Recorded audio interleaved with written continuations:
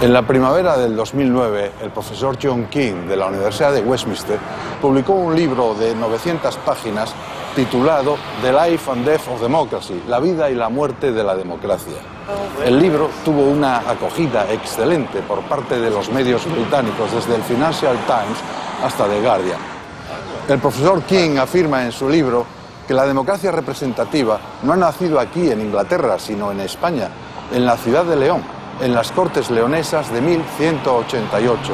Nosotros hemos querido venir aquí a oírlo de su propia voz.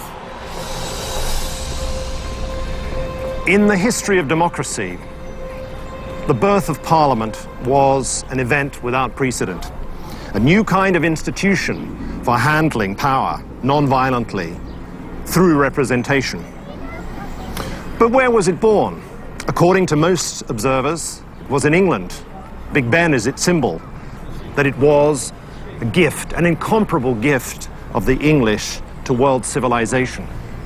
In fact, the historical evidence is against that view, because it turns out that the first Parliament, a Cortes, happened in the spring of 1188 in the walled town of León in northern Spain, when King Alfonso IX drew together representatives of 3 estates to gather as the first ever Parliament in the world.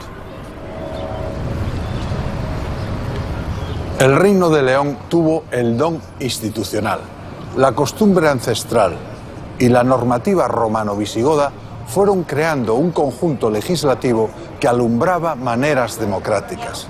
Sorprende saber que la inmensa mayoría de los fueros vascos son de inspiración leonesa a través del fuero de Logroño, que vuelca literalmente los enunciados del fuero de León de 1017.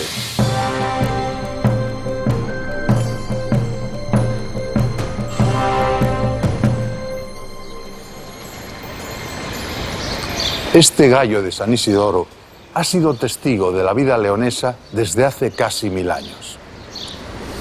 En este mismo lugar se alzaba el Palacio Real y aquí, un día del mes de abril de 1188, se reunieron las primeras cortes de la historia.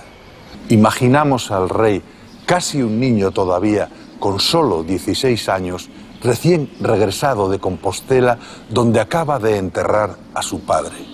Su madrastra le disputa el trono y él ha convocado curia, a la que ha llamado por primera vez al pueblo. Aquí están los obispos y los nobles, pero también los hombres del común, los cibes electi de las ciudades del reino. León, Oviedo, Salamanca, Ciudad Rodrigo, Zamora, Astorga, Benavente, Ledesma, Toro. Es inaudito. En el nombre de Dios, yo, don Alfonso, rey de León y de Galicia, al celebrar las Cortes en León junto al arzobispo, los obispos, los magnates de mi reino y los ciudadanos elegidos por cada ciudad, decreto y aseguro que conservaré para todos los clérigos y laicos de mi reino las buenas costumbres establecidas por mis predecesores. Los obispos y los nobles miran al joven rey con extrema curiosidad. Y a nosotros, hombres del siglo XXI, todavía nos conmueve oír el contenido de esa declaración de derechos. También decreto y juro que si alguien hiciera o me presentara una delación contra otro, sin demora descubriré el delator al delatado. Y si no pudiera probar en mi curia la delación que hizo, sufra la pena que debería sufrir el delatado. También prometo que no haré guerra ni paz, ni tomaré acuerdos sin reunir a los obispos, nobles y hombres buenos, por cuyo consejo debo guiarme. Dispongo además que nadie tome prenda, sino por medio de los justicias o alcaldes establecidos por mí. Si alguno tomase prenda de otro modo, sea castigado como violento invasor. Decreto también que si algún juez negase justicia al querellante o la postergase maliciosamente y hasta el 3er día no aplicara el derecho, oblíguese a la justicia a pagar doblados al querellante tanto la cuantía de la demanda como los gastos.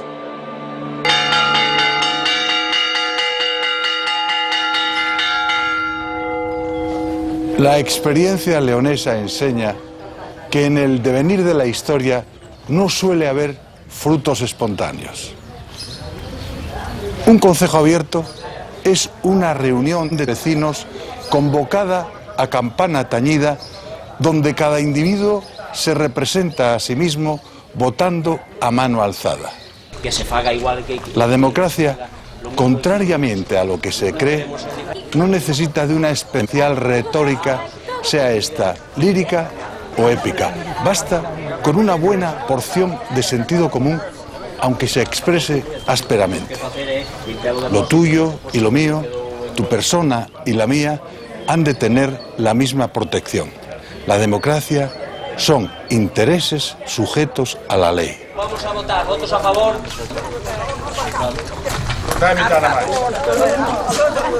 Votos en contra.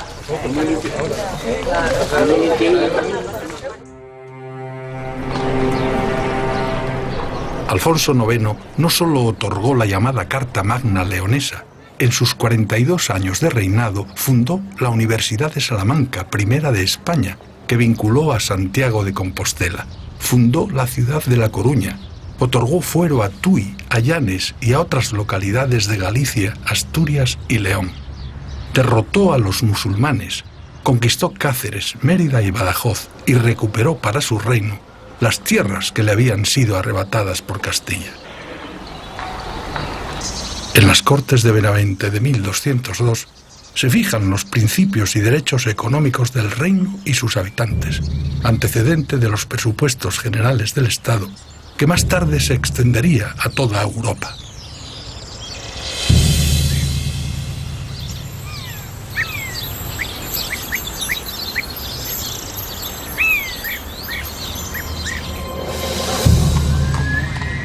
El joven Alfonso tuvo que vencer muchos obstáculos para reinar. Su madrastra, Urraca Lope de Haro, hija del señor de Vizcaya, con intención de arrebatarle la corona para su propio hijo, llegó a enemistarle con su padre, Fernando II. De niño sufrió una sospechosa enfermedad que le dejó temporalmente ciego, y cuando peor lo tenía, huyendo hacia Portugal de las intrigas de su madrastra, supo de la muerte súbita de su padre en Benavente. Volvió rápidamente a León y se hizo coronar en febrero de 1188 con solo 16 años. Inmediatamente convocó a Cortes. Alfonso fue un rey niño de los que, según expresión de los cronistas al referirse a sus antepasados, no sabía descansar. Y aquí, tan lejos de su patria, sufrió sus mayores derrotas. 4 papas, contemporáneos de sus 42 años de reinado, que llevaban curiosamente el ordinal III, Clemente III, Celestino III, Inocencio III y Honorio III, pusieron en graves dificultades su reinado. Fue repetidas veces excomulgado, bajo pretexto de la consanguinidad de sus matrimonios, sus 2 matrimonios legítimos, o por la alianza con los almohades, una alianza que había servido para reforzar sus débiles fronteras. La excomunión, acompañada del entredicho del reino, era un modo eficacísimo de hacer política, al desvincular a los súbditos del deber de obediencia al soberano, ponía en grave desequilibrio a la gobernación. Pero no fue desde el Vaticano, sino aquí, desde este Palacio de Letrán, donde se emitieron los edictos de excomunión contra el rey leonés. Letrán era, durante el siglo XII, la residencia oficial de los papas, un palacio que mandó edificar Constantino en el siglo IV, que ha sufrido desde entonces varias reconstrucciones. Forzado así a separarse de su esposa Teresa de Portugal, de la que tenía 3 hijos, perdió las alianzas con el reino vecino y quedó más expuesto a la agresión de sus rivales. Obligado, pues, a una alianza con Castilla, tomó por esposa a doña Berenguela, la hija del rey castellano. Pero cuando ésta le hubo dado ya 5 hijos, otra pena de excomunión para él y de entredicho para el reino le fuerzan a renunciar una vez más a su matrimonio.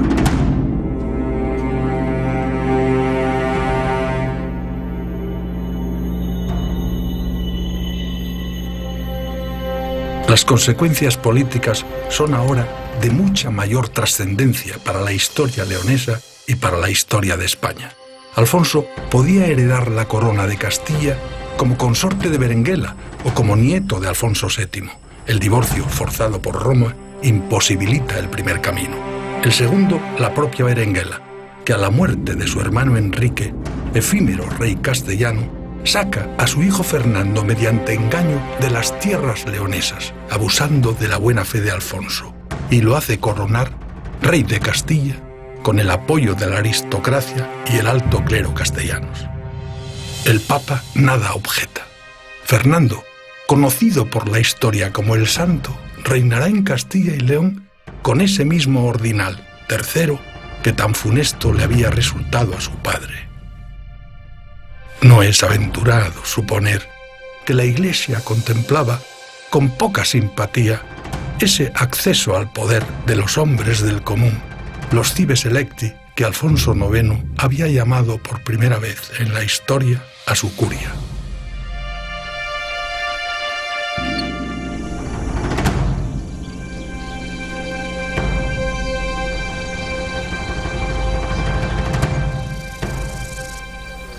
Sin raíces, el árbol no sería posible. León está en las raíces. Su savia no es otra que el legado que nos ha dejado el genio institucional de sus reyes y sus gentes. En el Reino de León nació la primera universidad de España. Se escribió el primer texto romance peninsular, La Noticia de Quesos, guardado en el archivo de la Catedral Leonesa. Nacieron los fueros y las cortes. Se escribieron las primeras crónicas de España. Se confeccionaron los beatos, disputados por los más importantes museos internacionales, como esta Biblia mozárabe que se conserva todavía en la Catedral de León, inspiradora en pleno siglo XX del Guernica de Picasso, la más famosa pintura del mundo.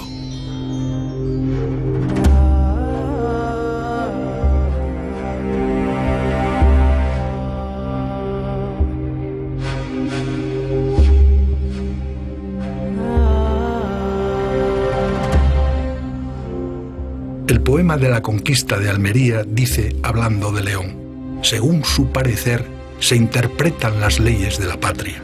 Con su ayuda se preparan fuertes guerras. Como el león supera a los demás animales en fuerza y belleza, así esta ciudad aventaja a las demás en honor.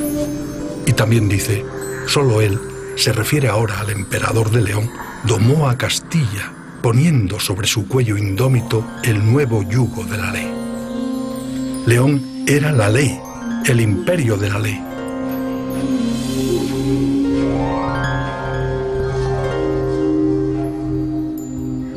El reino de León, el reino asturleonés, tuvo más de 500 años de vida independiente como Estado, 200 de ellos en Asturias, más de 300 en León. Es demasiado tiempo como para no haber dejado una huella significativa en la vida nacional. ¿Por qué, pues, su escasa visibilidad actual? La Enciclopedia Británica puede ayudarnos a entender, al menos en parte, este misterio.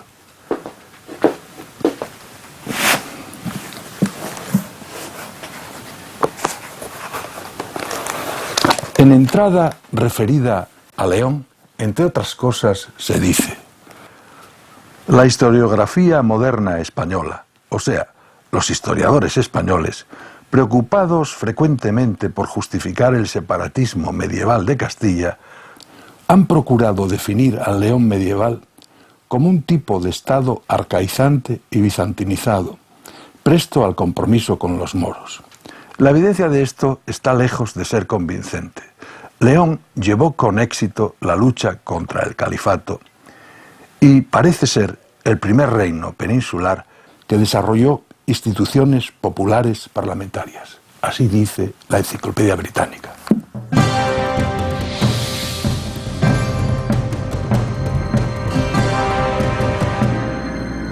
Si nos alzáramos en vuelo de pájaro sobre los tejados de la ciudad de León, todavía podríamos advertir entre el abigarrado caserío el contorno del viejo campamento militar amurallado.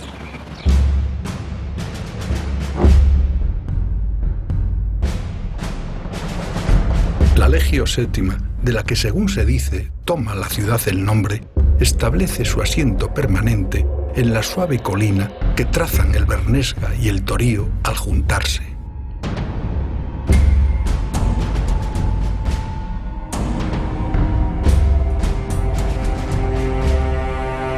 Roma no lo tuvo fácil. El historiador romano cuenta que astures y cántabros tan seguros estaban de sí mismos que afirmaban que antes llegarían a sus montañas las aguas del océano que las armas de Roma.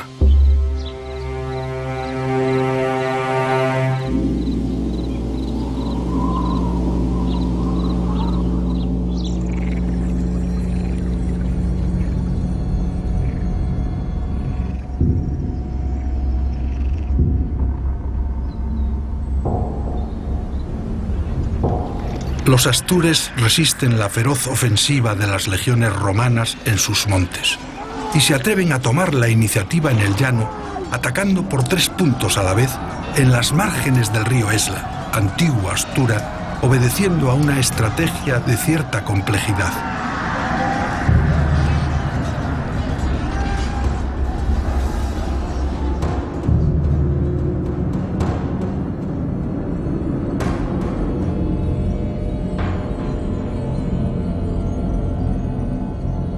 Pero los astures pierden.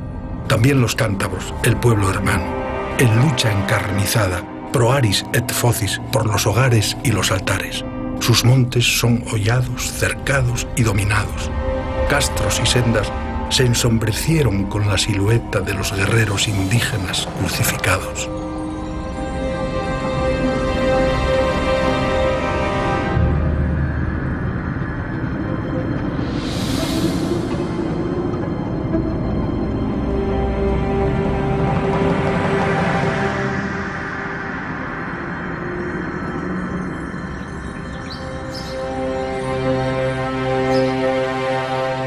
Roma, tras la conquista de las tierras leonesas, asentamiento principal de los pueblos astures, seguida casi inmediatamente de la derrota cántabra, pudo cerrar, tras 10 años de cruenta guerra, las puertas del templo de Jano, abiertas en señal de compromiso bélico grave, completando así la ocupación de la península ibérica en el año 19 a.C.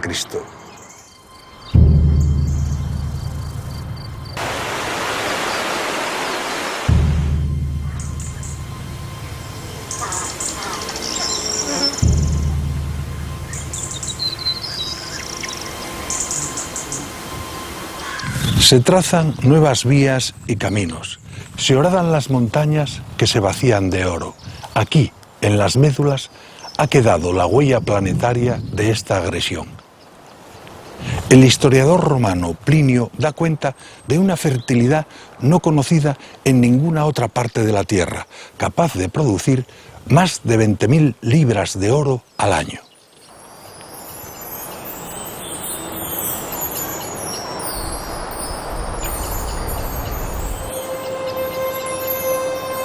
Esta fue la razón principal de la conquista, y así nació la ciudad de León como fortaleza militar desde la que se sometía por las armas a toda la península y al norte de África.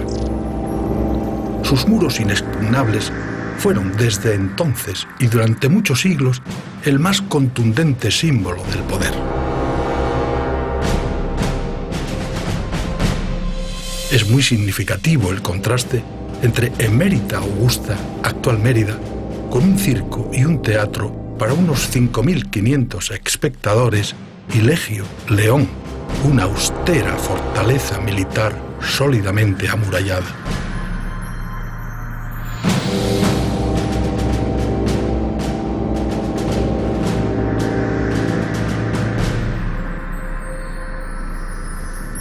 Fragmentado el territorio leonés por ríos y montañas, un vigoroso sustrato cultural lo unifica, la predominante raíz astur.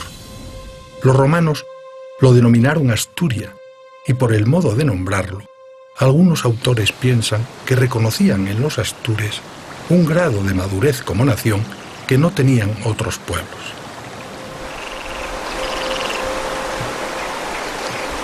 Su río madre, el Astura, actual Esla, vertebraba el núcleo principal de sus tierras, que originalmente llegaban del Cantábrico al Duero, y que se superpone perfectamente sobre un modo determinado de hablar el romance, el leonés, asturiano, asturleonés o bable, que todas estas denominaciones recibe.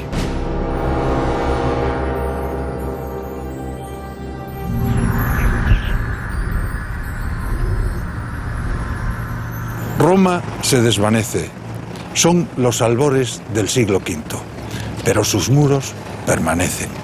Los invasores suevos y visigodos se los disputan hasta que con Leovigildo se integran en la España visigoda. Con la invasión musulmana, durante casi 100 años, la ciudad-campamento o el campamento-ciudad vive una singular aventura autista que acaso haya dejado huella en su carácter. No es de unos ni es de otros, ni del reino astur que la anhela, ni de la España musulmana que la evita, sino de sí misma, bastión autónomo e independiente.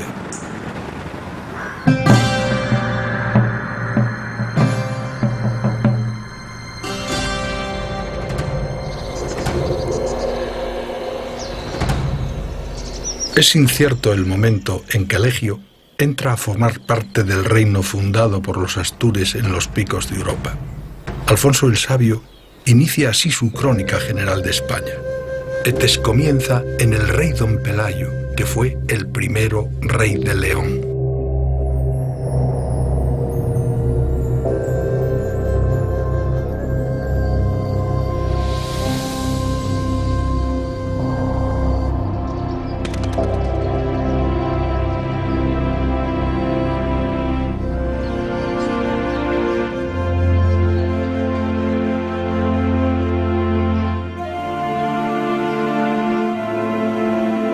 Dicen los cronicones que un Alfonso, el primero, de sobrenombre el Católico, conquista León en el 750, pero que no la puebla.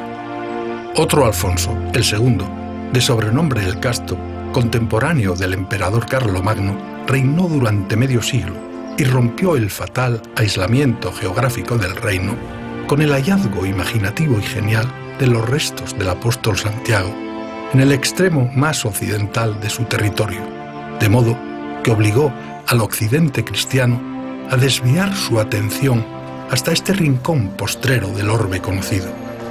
Europa entra así de modo permanente en el reino.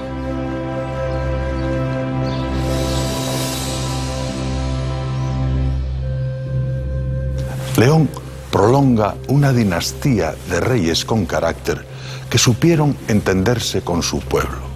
Reyes, muchos de ellos niños, que accedían al trono de modo harto azaroso y desplegaban una gran actividad o morían en el empeño. Alfonso III, de sobrenombre el Magno, otorga la capitalidad a León allá por el año 910. Le sucede su hijo García I, a este Ordoño II, que la consolida como capital del reino astur. Ordoño cede su palacio para la construcción de una catedral. Y aunque esta que hoy se alza es otra, todavía se celebra en ella, a más de 1000 años de su muerte, una misa por su eterno descanso el Día de Reyes de cada año. No es fácil encontrar en toda Europa continuidad semejante. El estrecho parentesco entre leoneses, gallegos y asturianos arranca de cuando el camino de Santiago no había bajado aún de las estrellas. Esa cultura íntima que es la cocina lo revela. Ni el pulpo ni el pescado de la mar cántabra son ajenos a León, cuyas gentes maragatas los hicieron célebres por España desempeñando el duro oficio de arrieros. La cecina y el botillo tienen solera precristiana.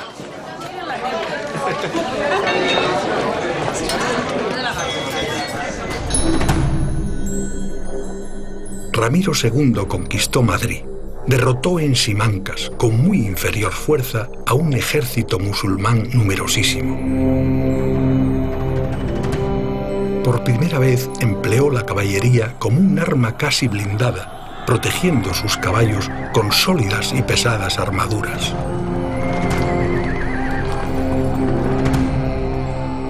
Según las crónicas, el califa Abderramán escapó de la batalla semivivo y tan precipitadamente huyó que abandonó su cota de malla tejida con hilos de oro y un ejemplar del Corán traído de Oriente con sus preciosas guardas y su exquisita encuadernación. Ramiro II entregó hoja a hoja este Corán a sus capitanes como recuerdo de tan extraordinaria victoria. El califa, abrumado por la pérdida del libro sagrado, pagó una fortuna a todos y cada uno de los capitanes cristianos hasta que logró reunir todas sus páginas de nuevo.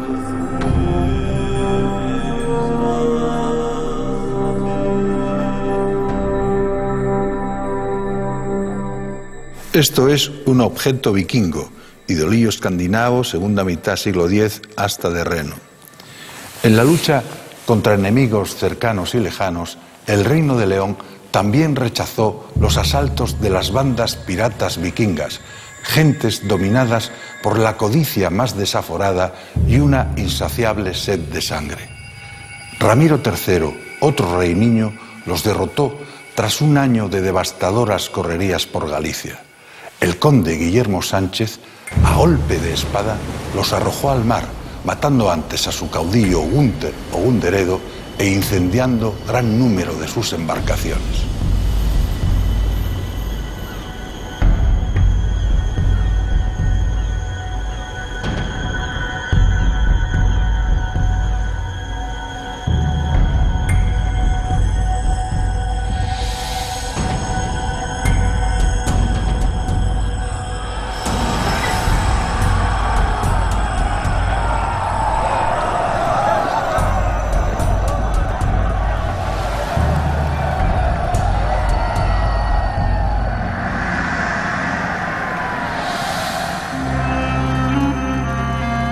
Sin embargo, nunca sufrió tanto el reino como ante las reiteradas ofensivas de Almanzor. El caudillo árabe atacó con saña a León, defendida heroicamente por el conde Guillén, que murió en la lucha. Obsesionado con derribar las defensas del Egio, sus hombres no pudieron con el espesor de sus muros, aunque una terrible herida quedó en ellos, desguarneciendo temporalmente a la ciudad. Almanzor llegó a la misma Compostela y se llevó a Córdoba las campanas de su catedral a hombros de prisioneros leoneses. El reino de León se debilitó y se contrajo, pero no se rindió. La ciudad rehabilitó y reforzó sus murallas, que dejaron de ser romanas para empezar a ser leonesas.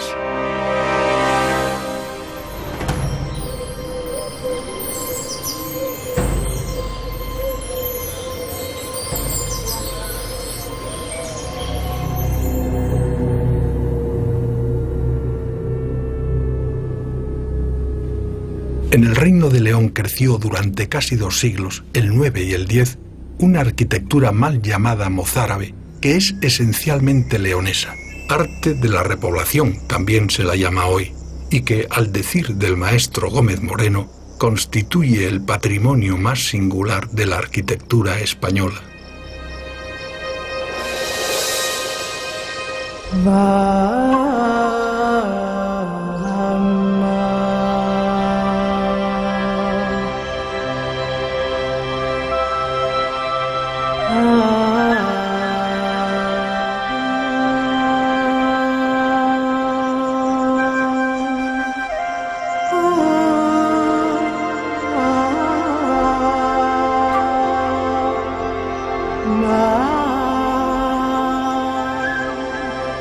A veces, con la apariencia humilde de parroquias rurales, los interiores de estas iglesias contienen una fascinante originalidad. Y sorprende, y hasta admira, que a estas regiones del norte, carentes de huellas mahometanas directas, haya llegado como por milagro un polen genial, alimentado en la revolución artística que supuso la enorme empresa de Medina Zahara, por entonces en construcción, en la lejana y magnificente Córdoba de los califas.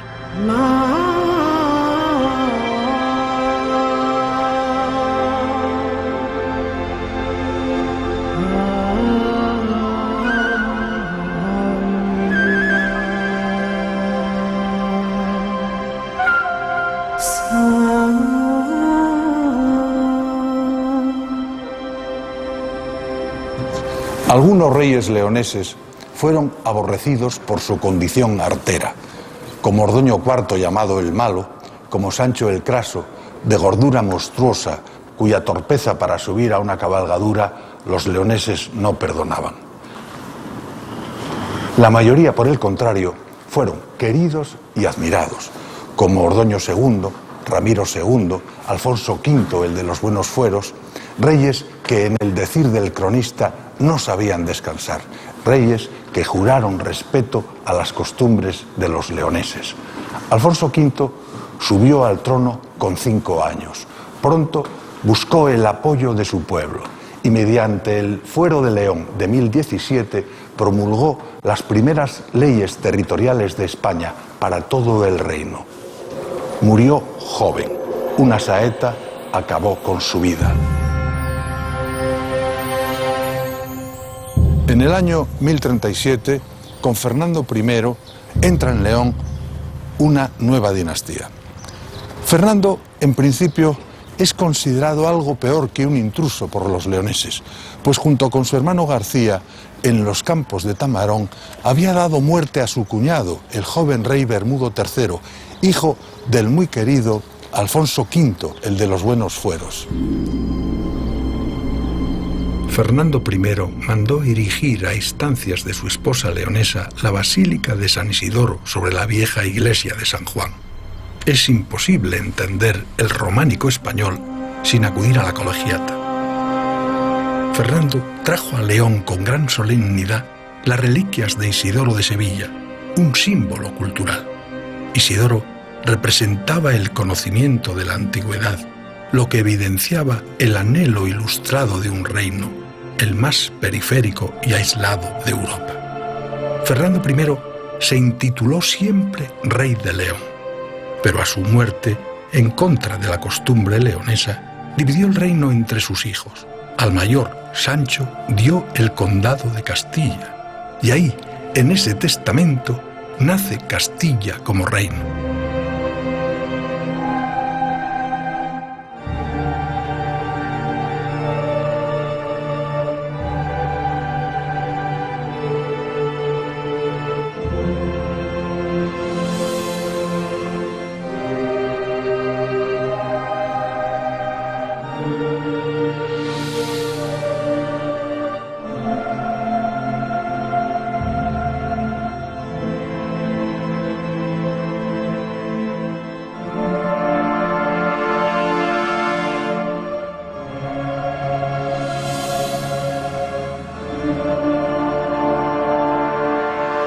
Aquí yace el rey Alfonso, que pobló León después de la destrucción de Almanzor, y le dio buenos fueros, e hizo esta iglesia de barro y ladrillo.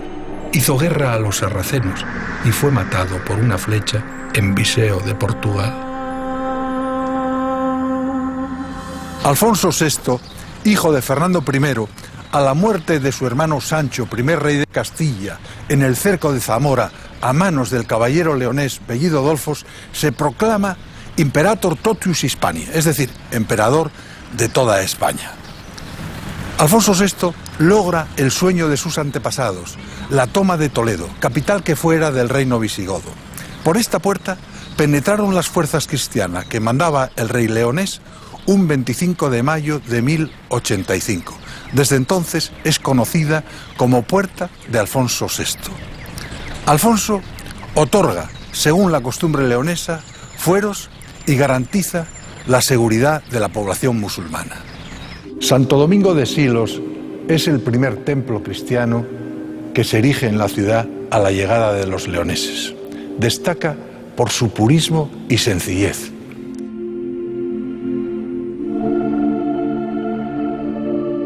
En su sala capitular aún se conservan las yeserías, los azulejos de arista o la techumbre de madera, decorada con bellas estrellas octogonales al más puro estilo mudéjar.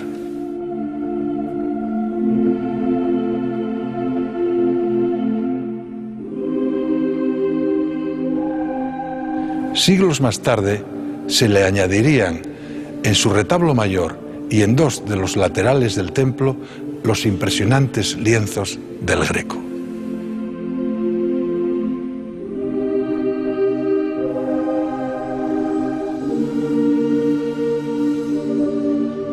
Sin embargo, Alfonso VI nunca se desvinculó de las tierras leonesas y dispuso ser llevado a Sahagún para su eterno descanso.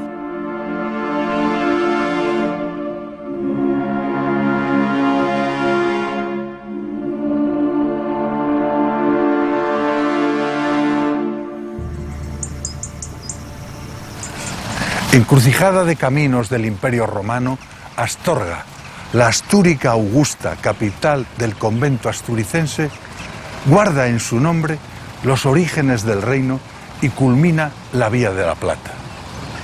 Desde los mismos comienzos del reino leonés, dos corrientes ideológicas lo animan: la indígena, fraguada en la costumbre, y la que viene del poder. La armonía entre ambas engendra un fruto precioso, la democratización. El reino se prefigura como un estado de derecho prematuro. Corona, iglesia, aristocracia se amparan en la recuperación del reino visigodo para la empresa de la reconquista, pero necesitan contar con el pueblo, y al pueblo prometen una parte del botín. Así se cuenta en el poema de la conquista de Almería del siglo XII. Además de recompensa en esta vida y en la otra, prometen premios en plata y con la victoria les aseguran una vez más que serán dueños de todo el oro que posean los moros. Tan grande fue el clamor y el ardor religioso de los obispos, ya prometiendo, ya vociferando la causa, que apenas los niños de pecho podían ser retenidos por sus madres. Y hasta hace bien poco, todavía creían muchos lugareños que en cada castillo o en cada castro se escondía un tesoro de los moros.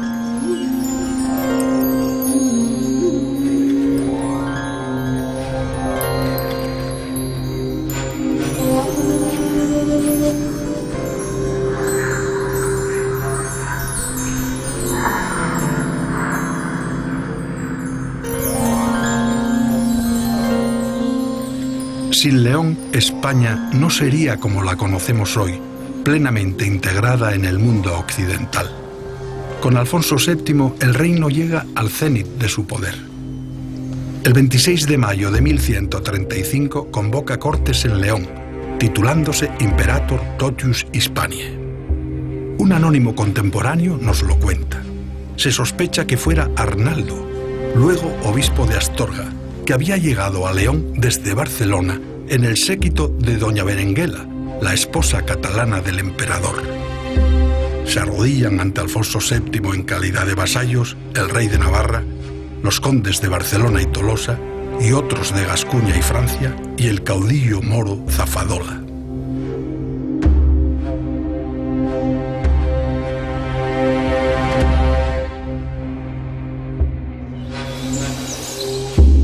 Alfonso VII se intituló siempre rey de León y de Toledo y emperador de España. A él se deben la conquista de Almería, la expansión del Temple, la introducción del Císter, la creación de la Orden Militar de Calatrava, el nacimiento de la Escuela de Traductores de Toledo, más tarde potenciada por Alfonso X. En 1143, Zamora, tan llena de historia leonesa, capital durante muchos años de la frontera por la que el reino se expande, va a ser testigo de una desmembración de enorme trascendencia en la historia peninsular. Alfonso Enríquez, el conde de Portugal, se declara independiente. Tras años de enconada lucha, la acción del sumo pontífice sobre el emperador resulta decisiva a favor de la separación.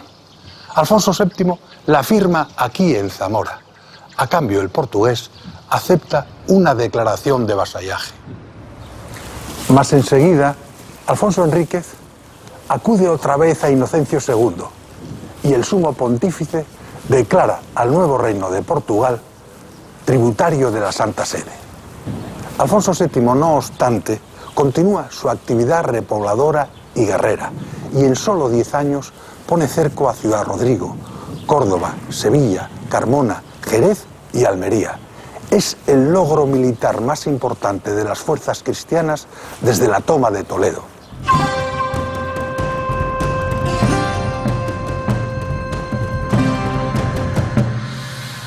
El protagonismo del pueblo es grande.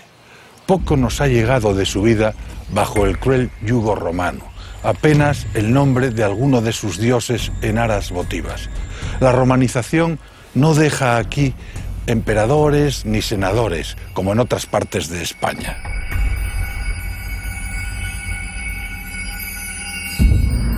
Pero desaparecida Roma y desvanecida la España visigoda, el pueblo reaparece con más fuerza que nunca y más cercano que nunca a sus raíces, como un Lázaro rescatado de su tumba.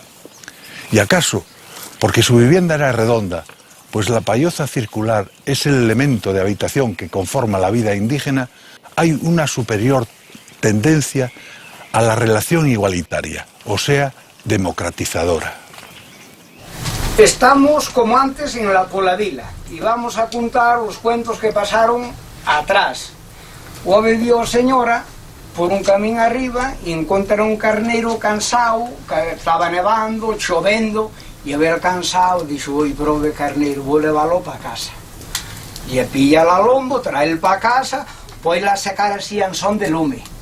Y era también muy mollada, y quitó la ropa, y era secándose mucho, y a él, cuando se secó bien, agárrase por la cremalla, por la pergancia arriba, dijo, jurujú, beso chastetas del cu, y escapó el trago y adiós. Y él dijo, cabrón, ¿cómo me engañaste? Pues le pasó a mi abuela con un cabrito, que era de Asturias. Voy a buscar un cabrito que le faltaba y trajo al demonio. Y lo calentó, bien, todo al pie de lumbre y todo. El pueblo leonés ha sabido contarse historias en el filandón, manteniendo viva su habilidad para el discurso y la fantasía. Ha sabido mantenerse en forma, practicando luchas incruentas, ejercitando la destreza de sus músculos.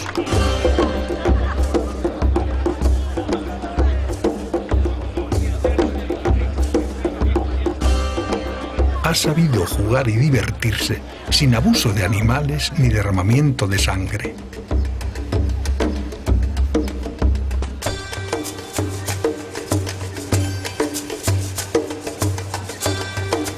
Está entrenado para la sutileza política, como en su fiesta de las cabezadas, llamada así por los ostentosos saludos entre cabildo y ayuntamiento, celebrada cada año desde 1154, en la que se repite una discusión, siempre renovada con ingenio, sobre si el cirio que se entrega es foro o es oferta.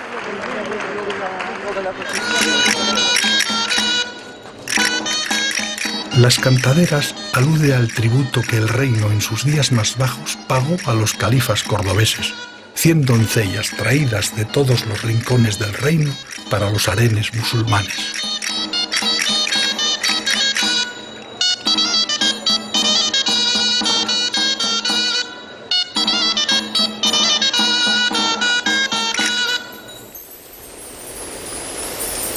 En esta plaza del grano, en cuyo frío silencio hay como un milenario susurro de latines, el histórico reino de León no ha acabado de desvanecerse. Todo lo acontecido en León sucedió hace mucho tiempo, de modo que parecería un sueño si el genio del arquitecto no hubiese legado a nuestros días los grandes monumentos de la gloria alcanzada por sus hombres.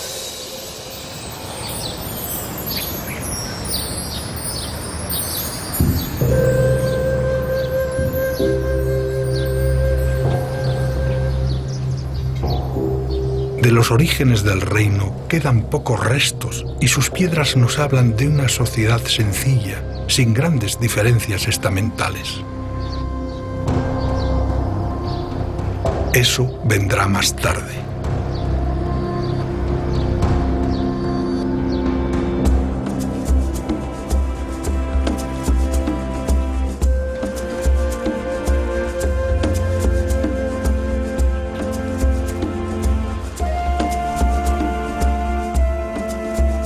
En la Plaza Mayor podemos adivinar los usos y costumbres de un mercado popular que ya se celebraba cuando los piratas vikingos asolaban las costas de Europa.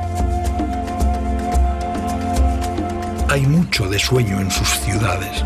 En Zamora, donde el antiguo espíritu del reino dormita ceñido a sus murallas. En Salamanca, cuyas torres, cúpulas y palacios parecen amagar alejamiento. Ciudad Rodrigo, con su pétreo cinturón.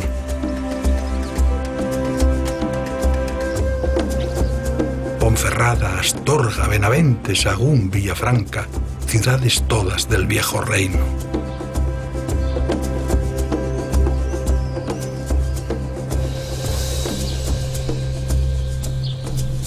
En lo que fuera la corte, la ciudad se ha desdoblado con mucho acierto. Hay una ciudad madre y una ciudad hija, linajuda y airosa, que será tanto más bella cuanto que la suma de sus partes, la antigua y la nueva, sea más armónica.